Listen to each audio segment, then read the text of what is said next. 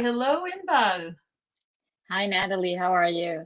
I am good. Like I was saying, I'm so happy that we're finally doing this. I've been looking forward to interviewing you for the Jewish Women Entrepreneurs podcast. And I've been also taking the time to read your book in the meantime. So you gave me a little bit more time to read the book and to listen to a lot of interviews. So I have a lot of interesting questions for you. Are you ready for this? Totally ready. Perfect. Glad to be here. Amazing. So we're going to start with a short bio so people know who you are and what you've done, and then we're going to dive right in the questions. So Inbal Arieli is the author of Chutzpah. She's a global speaker, and she's the founder at Synthesis. Born and raised on hummus and Chutzpah, Inbal transitions from Israel Defense Forces elite Intel Unit 8200, 8200, to leading executive roles in the Israeli tech sector.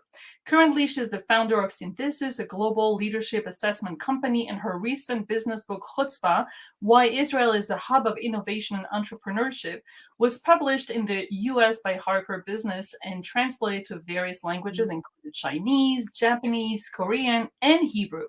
Inbal was featured as one of the 100 most influential people in Israel tech and one of the 100 tech businesswomen speakers in the world.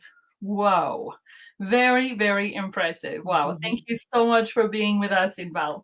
So, as you know, this is the Jewish Women Entrepreneurs podcast. So, we speak about Jewish women, we speak about entrepreneurs, and we also speak about the Born to Do, because this is my brand around the Born to Do business, the business that we're born to do, our purpose, the alignment with our purpose. And the first question I was really dying to ask you while I was reading your book is, did you decide to write a book and then went and looked for information and research? Or did it come naturally to you and you saw all those things and you said, oh, this is too much, I have to write a book? Okay, that's a great question. And actually, it's more like the latter, the second option. Okay. And what happened was that I've been speaking for I'm a tech entrepreneur myself in the business, the Israeli tech entrepreneurial ecosystem. And before being an entrepreneur, I was an executive in the tech ecosystem. So, for many years, I've been providing keynotes and interviews about the flourishing tech ecosystem.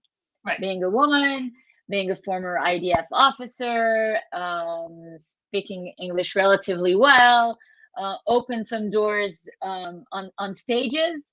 And I found myself, providing hundreds of interviews a year about the Israeli tech ecosystem. I've always been asked, and this is a true story, I've always been asked, like, what's the secret? And how come? And what's in the air we breathe or the water we drink here in Israel that has, enabled the tech ecosystem to become such a flourishing one?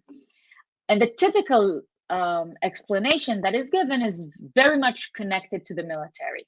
Right. The IDF, 8200 and other units as, a key differentiator here in Israel, which I completely agree with. But as an Israeli from inside, okay, I felt that it was missing some depth. This explanation misses some depth. Right. And exactly 8 years ago. Okay. It was October 2013. I was on stage actually in California in the US, being again interviewed and providing my commentary on some Israeli startups, asked the same question. And I said, you know what? It's definitely related to the Israeli military, but no one is born 18. And I start sharing a thesis I had, just thoughts I had about my kids. They were relatively young then. I have 3 boys, sharing moments of their lives and what it means to grow up in Israel. It was a very short interview, by the way. It can be found online. And going off stage after the interview, someone reached out to me and said, this was really interesting because I've been following the Israeli tech ecosystem for many years, and I've never heard anyone connecting it to childhood. Where can I read more? And I said, I don't know. We'll have to do some research, right? And then a second person and a third person. And by the 5th person, true story, same evening, that approached me and said, this was really interesting. I'd like to read more. I Right. said, you know what? You'll have to wait. I'm writing a book about it. Ooh. And that's how, true story, that's how the idea to write a book, Right. okay, Right. was planted. Wow. Between the idea and the desire to write a book and, Right. and publishing a book with HarperCollins, Right. it took a few years. It took exactly 6 years, actually. Wow. But that's, to your question, that's how the idea to write the book That's how it initiated. came. That's how it came. Because a lot of what you're saying is very original, but at the same time very obvious. Mm-hmm. Right? True. It's very like when you know. So I should say, I'm originally from France, even if I lived in the US for many years, and most of the people that are listening to us are olim or new immigrants or older immigrants, that we say, olim vatikim. So we all have, observed the Israeli society and culture, and the difference is always comparing. Oh, it's not like this, it wasn't like this back in France, it was like this back in the US. And so we always are comparing. And so I read so many things when you were saying, it was like, oh yeah, that's true. It's things that we observe and that we know, but we don't necessarily know how to put it in words. And I find that what you did was really putting all the pieces of the puzzle that everybody knows to really support your theory. Is that how you did how you worked on the book?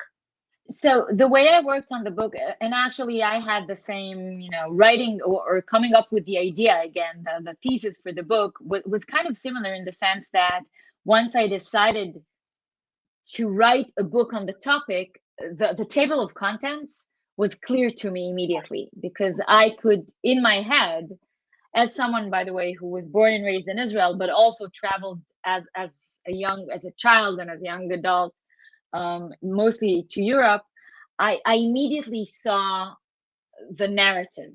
Right. I think it's, and I believe the book actually opens with a quote in the introduction of Marcel Proust, the French philosopher, that sometimes actually discoveries and are not about finding new lands, but about looking at existing ones, familiar ones, with a new set of eyes. And I think, and this is what I'm trying to achieve. I'm trying to provide you with a new set of eyes to look at an existing reality, which you're familiar with, but to understand it from a different perspective and to look at it from a different angle. Right, which is great for people who don't know Israel, especially. I mean, for people who are in Israel, then we recognize things, and it's like putting a subtitle to a movie that we know. But for people that are outside of Israel or don't know Israel, just like you said, like what is the magic? Then it really gives them keys to really understand things that they are feeling with intuition, but don't know how to put a word on it, right? So it's a completely different experience. The reading is a completely different experience for those who are familiar with Israel and those who are not. I can tell you that for Israelis, like Sabras, okay, Right. that read my book, the most frequent and very moving, I have to say, feedback that I get is that the book reminded them why they love this country, and more than the country, the Israelis, their fellow Israelis, more than anything. Because we are, Israelis are cynical, and we complain about everything, and for a good goal, I would say, of trying to improve things. Right. But sometimes we forget. Right. And many people have told me this book reminded me the things I thought I forgot about Israel. That is also one thing that I thought about while I was reading it, is that I find that new immigrants, or even people that have been here for many years, usually are more positive. I don't know if this is your experience, but they're usually more positive. Even Jews around the world are more positive about Israel than Israelis themselves. I find I have Israeli friends, and I find that sometimes, like you said, I have to remind them, say, hey, you should appreciate, we should appreciate, because we're so lucky to be living here. And we see, I mean, it's not a secret that a lot of Israelis go live abroad or go open businesses or find that something else is happening in the US or in Europe, and they're not really they sometimes are also disconnecting themselves from Israel. So I found that written from, by an Israeli, like someone who is from here, it was really like, it's not the same thing if you would have been someone from the outside. Like you're really talking from the inside. So it's Yeah, totally. Most of the books who have come out definitely about the tech ecosystem in Israel, were written, by the way, by male yes, writers, yes, and non-Israelis, one by origin. nice, This is the first book which was written by a female author and a 100% Israeli. I yes, agree with you. I think, like I said before, Israelis, again, we're speaking in generalities, but it's true. It seems as if they are constantly unsatisfied with what's going on here, but it's just because it's actually part of the driver to make things better. okay, And so we keep complaining, we're unsatisfied, but there's always this parallel track of trying to change things right, and improve them.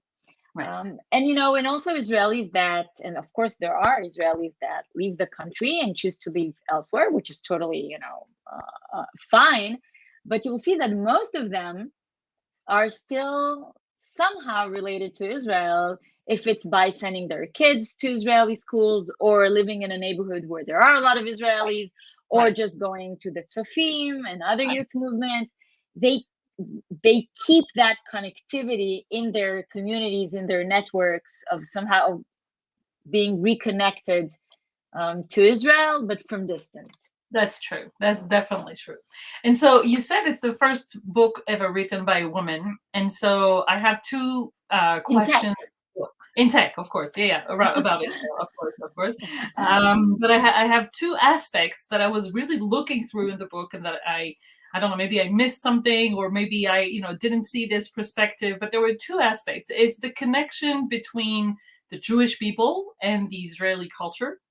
I didn't see the resonance, or I didn't hear that level of, dimension. True. And also the difference between women and men in this cultural aspect. So I know you have because we spoke before, I know you have a very universal approach to the world and to life. But for me, those are new topics for me. I'm not trying Yes. to. Those are topics that I'm trying to really understand in a more like nuanced way, not in a separating people, but more like what is identifying us as Jews, what is identifying us as women, and how can we be aligned with those dimensions. And so I wanted to ask you about that. First, what do you think is the connection between this Jewish culture to the Israeli culture that we have now in the state of Israel? And also, what is, according to you, the difference between men and women? How do we react in that culture? I know those are two big questions, but I just wanted to make sure we speak about both.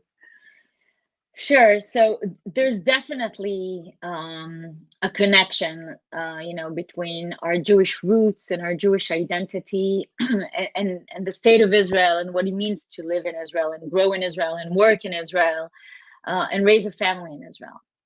However, for me, it was a deliberate choice. So I thought so. the lack of what you felt, that missing part for you, was missing on purpose. Right. Okay. And the reason is that as we think about the tech ecosystem in Israel, and eventually this is a business book, it's not a parenting book, it's a business book. And it tells the story of skills that are mostly manifested in the tech ecosystem today, but they're not limited to that. I wanted it to be actually an inclusive story as possible. And in the tech ecosystem in Israel, there are some groups that are not sharing the same Jewish identity just because they're not Jewish. Right. But they're as important. And I did not want to leave them outside of the story. And so I on purpose found those elements that are not necessarily 100% related or, connected, tied to the Jewish identity. That's one reason. The second reason is that I myself, I'm Jewish, but I'm secular. I'm not religious. I'm not Orthodox in any way. And when you live in Israel and when you grow up, like I grew up here, my Jewishness, okay, is for me is granted in a sense. Wow. Okay. Okay. And I felt, by the way, I felt that difference when I lived in Europe for Of course. portions of my life, where your Jewishness or my Jewishness suddenly, got a different form. Of Okay. course. But living in Israel, where I live, and the life I choose to have, and my family, it's granted. Right. My Israeliness is something that is evolving and is, shaping its identity. Wow. And so for that reason as well, telling my personal story and the story of my family and my kids throughout the book, it's, in a sense, it's more of an Israeli story than of a Jewish story. Right. Wow. And all of that, not to say that there are no existing ties. Of course there are, but there are so many, ties and connections that I could have chosen Right. to focus on in the book.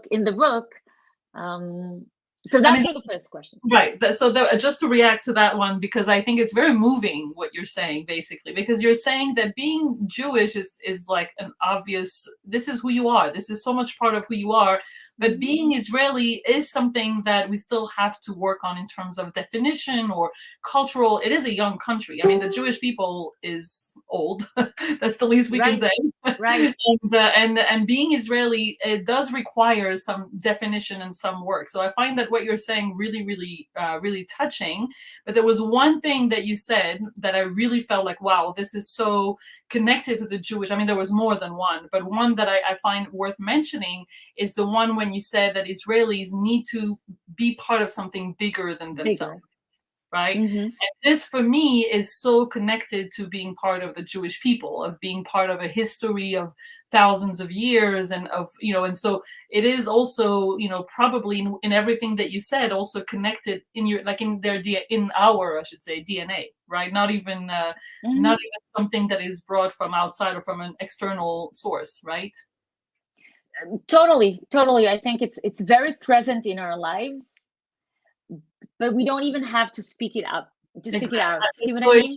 That's so interesting, because the perspective of someone like me who came to Israel mainly because I was Jewish, right? Because why would you come to live in Israel? The main reason is because you're Jewish. And I'm not even going into being religious, not religious. I'm just talking about plain Jewish.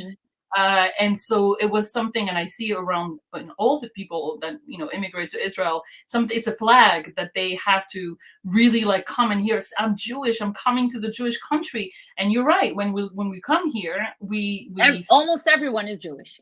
Yeah, exactly. Right. And so we feel like we don't even have, like, this flag doesn't even like serve us. Right. But when we were in in other countries, it was a very big way of being defined. And so there is this adjustment from becoming Jewish to being Israeli. And I think that it's exactly because you're Israeli that you don't really need to have that flag. So it's really I think it's really interesting, this. So it's the same thing with being a woman, really, because being a woman is still granted, right?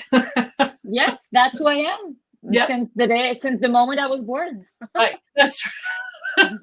Definitely. So that's also why you didn't want to like show the different perspective from men and women.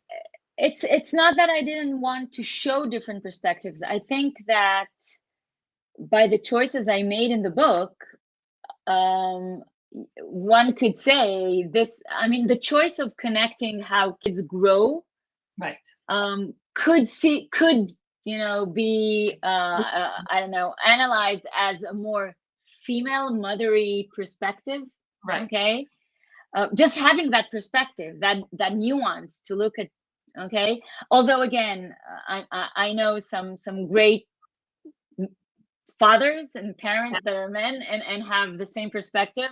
Right. I was raised in a family where I had 2 siblings, 2 older brothers, where me being I'm the youngest of 3, I never felt in my own family, growing up in our family, I never felt that it's an issue. Right. Okay. Obviously, I was a girl, they were boys, but it was never a special issue. And so for me, in Bal, I always say, I'm, I have a list of objective criteria that Right. define me, Right. one of which is the fact that I'm a woman. But it's only one out of a list of other things. Right. Okay. And so obviously it influences some of my choices in life. Um, but it's not something that defines me and is the center of my self definition.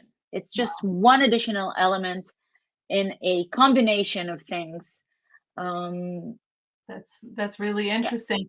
But if we talk about chutzpah, right? And I'm not going to even try to translate this word because that's the Mhm. whole book. So if you want to know what Inbal Arieli thinks about chutzpah, you have to read the book. But when we talk about chutzpah, which is, I mean, how would you translate, very easily for people if people don't understand chutzpah in My English? chutzpah, my Yeah, definition of yeah, chutzpah, yeah. my definition of chutzpah is a combination of mindsets. Okay, Okay, what exactly mindsets are part of that meta mindset?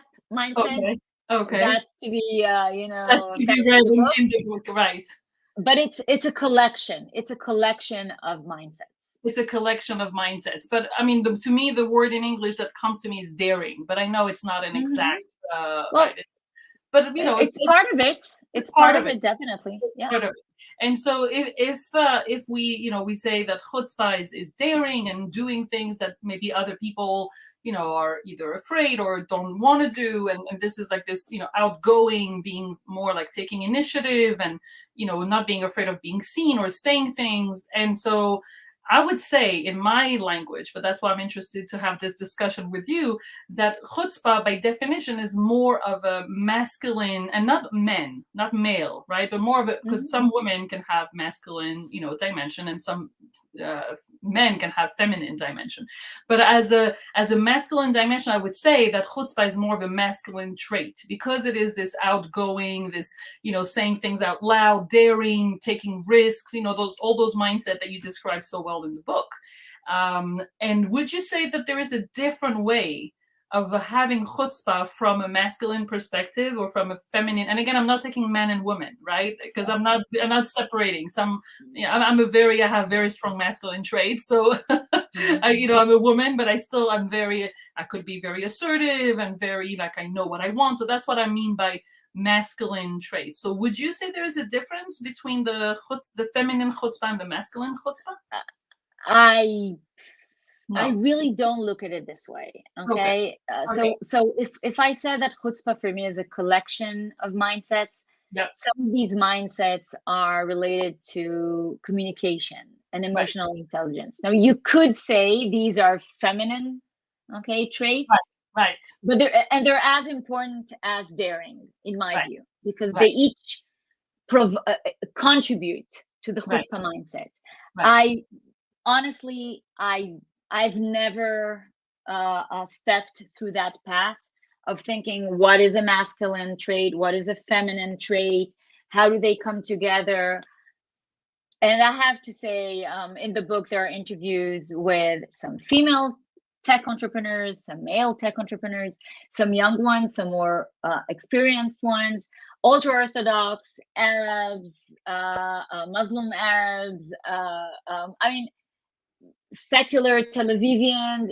There are interviews with so many examples, and I don't think you can, through their stories, tell if they're a female or a male unless you know who that person really is. Right. Yeah, they exhibit traits that are entrepreneurial, that are creative, that are of people with high motivation, achievers. And some are men, and some are women, and some are more feminine, and some are more masculine. A transversal approach, like what you're seeing is more like of a transversal trait that can be seen from. I'll just say, I'm not looking at it. We started the Right, conversation speaking about lenses and how right, we look at the world. right, So you could wear 10 sets of glasses right, every day with right, different colors, and you'll see the same reality in a different way every time. exactly. I admit, and again, I'm not judgmental to anyone else. I admit that I don't wear those Yeah. glasses of masculine versus feminine personally. It could be also refreshing, because I mean, there are a lot of people that talk about that, right? It's not we're not the first ones Mhm. here, but I would still ask you, and we have like time for two more questions. So I would still ask you, because you speak about role models and you speak about how we need, whether it's in the tech world, but in any professional evolution, we need to have role models, we need to have mentors.